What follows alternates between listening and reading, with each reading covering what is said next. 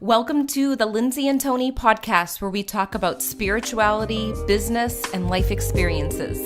In this podcast, we're bringing our private conversations to you. We believe that it's through discussion, action, and reflection that true change occurs. Hi everybody, welcome to episode 52, The 3 Clues Your Child is Highly Intuitive. In this episode, we're going to be talking about all of the signs to look out for that show that your child is in fact highly intuitive, and a couple of strategies that you could implement into their daily routine that could help them use this gift as a blessing and not a curse. I hope you enjoy the show. Hi guys, welcome back. We're so excited that you're here. Today we're talking about a really important topic, and it's about 3 clues that your child is highly intuitive. So this one is something that Tony and I talk about all the time because we were in the public school system and we were surrounded with children all of the time. So should we get started or? Well, we should, but first I want to say that this is a highly important subject because it's never talked about. Yeah. Ever.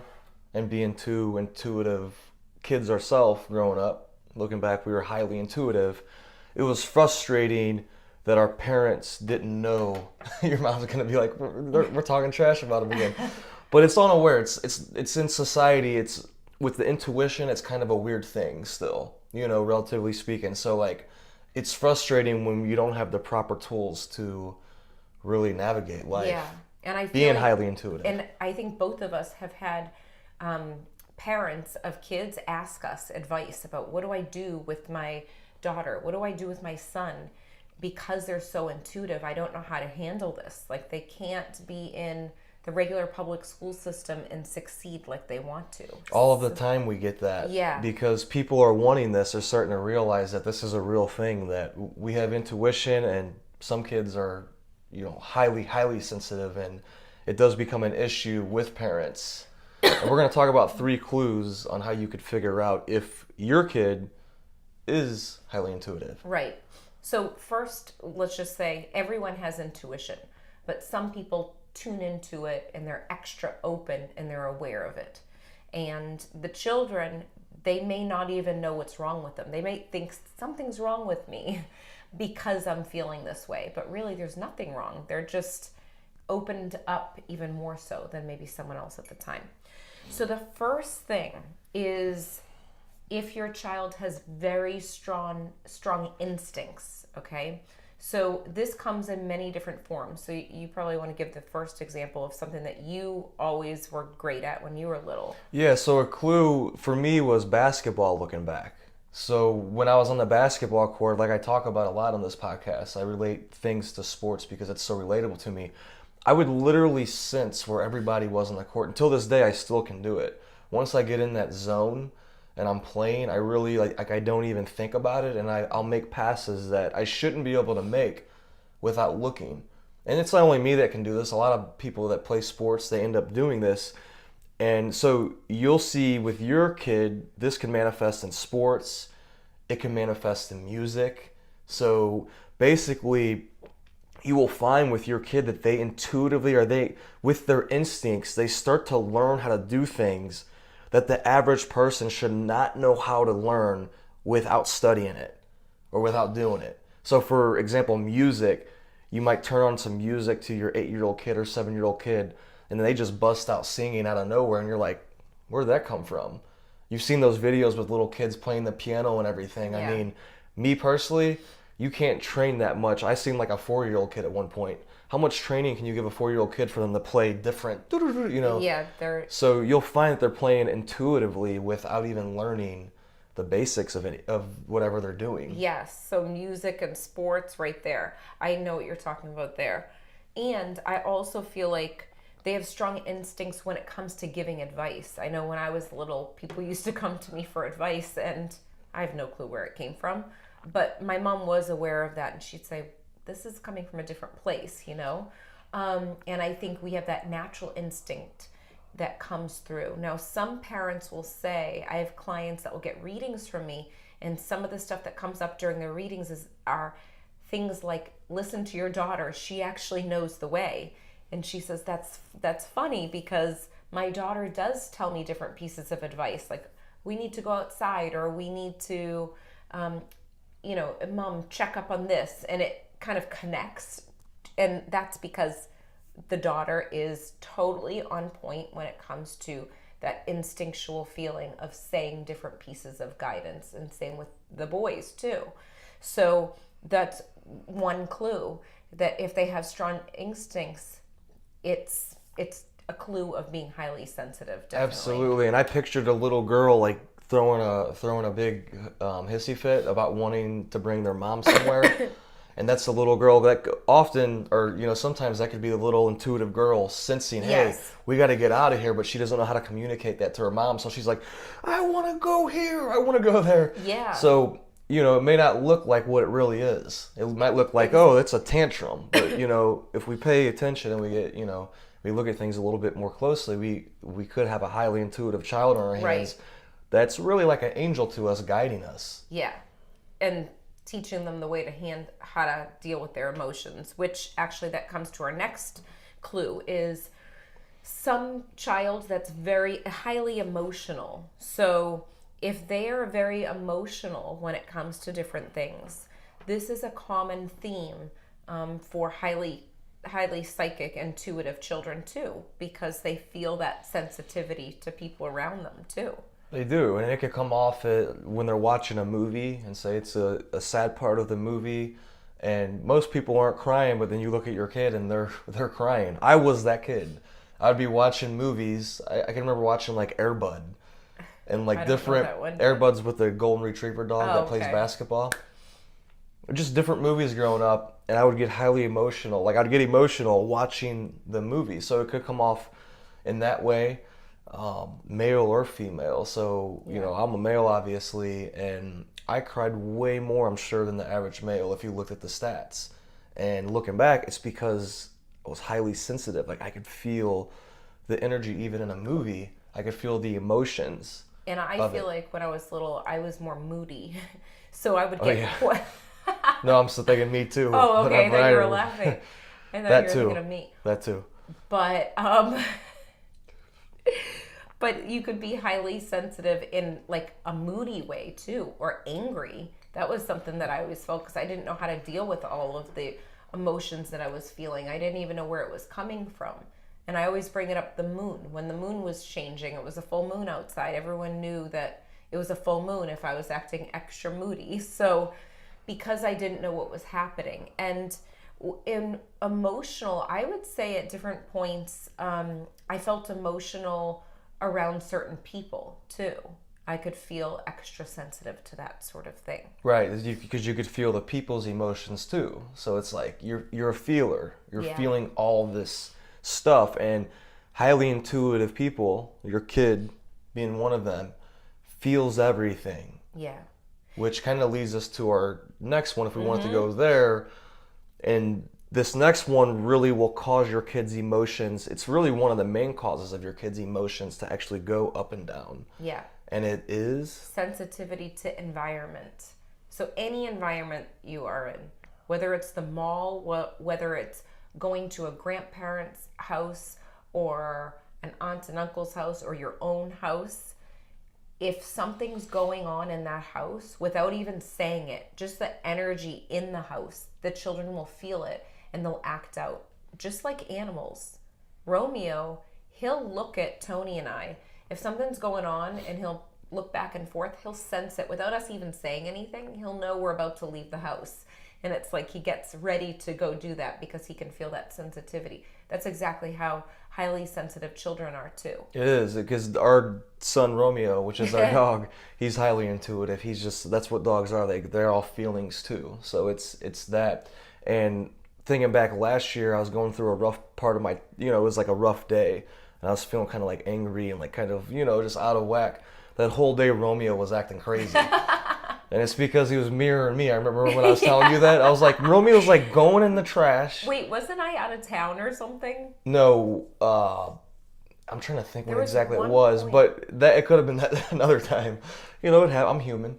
But the thing is, when it is, Romeo will act out and he's taking stuff out of the trash. Oh. He's And it pulling just stuff out of the happened. trash. Yeah, he's doing different stuff like that. And He was pulling apart the foam out of at my grandma's house. yeah, the foam, like we're over at her grandma's house, and he's like tearing up the foam and everything, and it's, And he you normally know, doesn't do that anymore since he's not a puppy. so it's important to pay attention to what kind of environment your kid's in, and maybe that's the reason why they acted out yesterday Yeah. or last week. Except my grandma's house was peaceful, but you got a tough phone call. Well, it was my personal stuff, and he could feel me. It wasn't Yeah, her that's what it grandma's was. house, but it's your kids are the same way. You could go to a peaceful environment, Right. but you're the main one leading that environment. So with your kids, so you got to pay attention to that too. It all comes back to you, which is frustrating sometimes because we try our best, and then when things don't go how we want them to go, it's hard to look ourselves in the mirror and be like, oh, this is because of me. But in the end, everything's because of us. Yeah. And we just got to take that.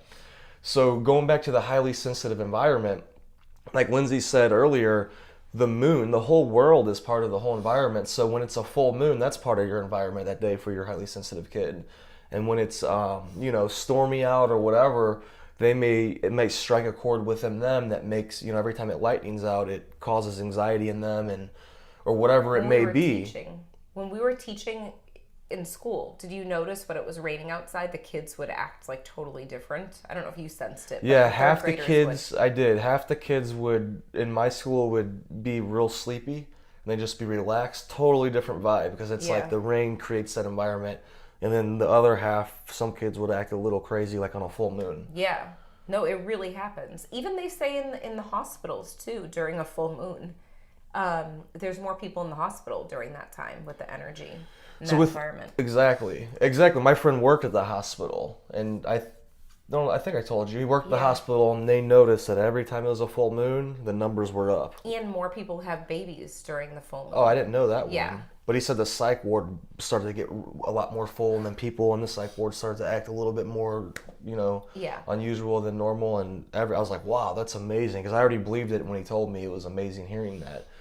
So, this is just to think about the environments that you're allowing your kid to go in. This is why I believe in having kids play soccer, karate, sports, music, different clubs, drama club, like putting them in these different environments that are like positive, because especially with your highly intuitive kids, but really with all kids, because with the highly intuitive kids, it's really, you put them in a positive environment, they're going to soak all that in. They're just going to thrive in it. Yeah. They don't thrive in negative environments. I mean, some do. You could come out and the negativity can motivate you. I feel that personally because I use a lot of negativity in my life to motivate me, but not every kid's going to think that way. So you as a parent, you want to really just do the best you can to put them around, high frequencies. Yeah, and also teach them how to own the room. So when they walk into it, the room isn't controlling them. They own their energy and they bring their own energy into the room. So they need to know how this is how you can support your child. You're probably thinking, well, everything that you listed, this sounds like my child. What do I do to support them? Well, what you do to support them is first acknowledge the fact that they are highly sensitive and highly intuitive, and make them aware of their own energy, make them aware of feeling their own energy. I like to, do the energy ball thing where you rub your hands together, you pull them apart slowly, and you can pretend there's like a little ball in the center of your hands, and practice that with the kids. They love that exercise. They 'cause do. They can feel it. And they're wow, sponges. That's cool. Yeah. They'll soak in everything, and they probably never heard that before, that they actually have energy coming out of them. Most Right. kids, you tell them like, "What? You're crazy. What? Where's it at?" So, like Lindsay says, it's important to educate them.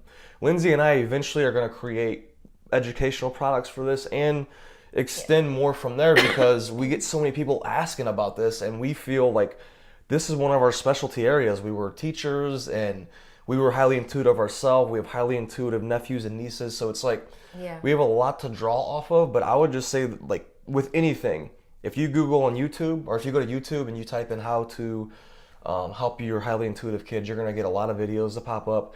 Just study intuition and then just, dumb it down for your however old your kid is, put it at that level, and just start to teach them about themselves. And, that, hey, you're feeling... You could feel this person's energy when you walk up to somebody and you feel like a negative vibe. Trust that, and maybe just walk the other way, go get an adult or whatever you got to do, and just teach them the basics of that. And I think that really education is really huge with everything. Yeah. And I think that if you can teach them how to figure out their emotions, so before they leave the house, your house, you can say, okay, how are you feeling right now on a scale to 1 to 10? You can even put like a little sticker chart or some sort of sliding, I'm just making this up in my head right now as I go. This almost like, what are those called? The number lines we used to have in, I don't know, third grade we used to have it. It's like a little number line, but you can slide a piece of paper on the across it and put it to a smiley face, like, how are you feeling? You know, I'm feeling this excellent today, all the way up to 10. Or I'm not feeling so good, I'm down to 1. Right, that's a good idea to help them communicate their feelings, emotion. especially males. They should know how they're feeling before they actually leave the house. And if they're not feeling right, say, okay, what's going on in your head? What are you thinking? Or is it something that you're feeling sad about? Or do you think that it's something else that's going on in the house? Where do you feel that sadness? Those are excellent questions to ask. And that would be something to like ask every day, Yeah. you know, in a strategic way to make it fun. I actually do that when I wake up. I'm like, wait, why do I feel like I'm in a good mood? Or why do I feel kind of funny? Like, what just happened? Absolutely, Did I get on yes. my phone and see something that made me upset? And I trace it back so that I don't carry that around the rest of the day. So when did you start doing that process in your head? Oh my gosh. I did that like adult years, probably after I read. What made you do it? It was Louise Hay's book, You Can Heal Your Life. A book, learning, education, and being aware of the being emotions. aware of it. Yeah, just bringing your awareness to there. And I think that another thing that we need to be aware of too before we go is with the kids, the environment at night. A lot of kids are sensitive at nighttime. And when I was little, I used to be scared to go to sleep because I felt energy or the presence. It was the unknown of not knowing what was in my room. I didn't see anything. It was more of that feeling of, oh my gosh, what's that feeling? You know, that unknown feeling. The dust is settling then, and that's when we, as highly intuitive people, really feels what, right. Like early when we wake up in the morning or right before we go to sleep. And one last thing I would say, just to give them something specific to do for their kid that I think would be, for me, it's helped me in my life more than anything, is having hobbies and having sports like I talked about earlier. So if your kid's not already in a sport or a club or something like that, really start to get them into those types of things, because we are electricity and they're taking in a lot of energy in their energy environment and their electricity system, and they need to put that into things. Yeah. Like they need to channel that, and that'll be, you know, I look at it as grounding. You take in, you go throughout your day, they go to school, they come home. Well, when they get home, they need somewhere to put all of that energy that they've been feeling all day long from all the kids around them. They may be getting picked on, or they may be fighting with people, or it may not even be them. It may be other people it's happening to, because it happens every day in the school systems, and they're feeling that.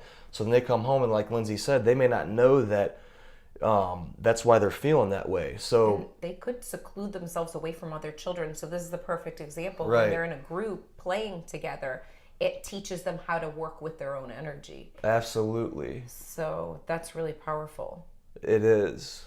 And it is very.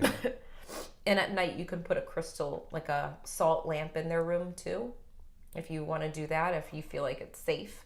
I mean, don't you like falling asleep to salt lamps? I do. I noticed she put ours in our room like what, I don't remember, 4 years ago? I think so. But yeah. But I do remember, what I do remember is right after she did it, I noticed a difference. And it could be in my head, but I don't think it is, because I believe in that. I believe in salt lamps. I believe in, you know, everything's energy, and I could feel it. I felt a difference. I felt more relaxed. The air. I know, it does that. It does something where it moves the energy that's in the room, so it doesn't feel so stagnant and clustered, you know? Right. But these are just some of the ways that you can work with your children with highly sensitivity moments that comes up. And I would have them write it and draw it too, anything that they're dealing with.